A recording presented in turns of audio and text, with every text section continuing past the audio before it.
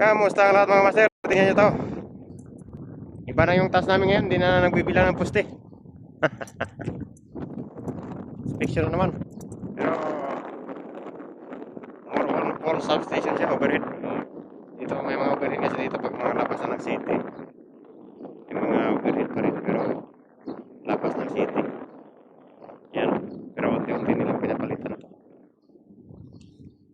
Yung purpose ng survey, inspection. Check. Ganun pa rin. Check ng mga accessories, temperature, condition ng transformer. Yan. Pinaka-importante yung earthing. Equipment earthing, saka yung system grounding. Yun na naman ang importante. Yan. Marumi na kasi nalabas.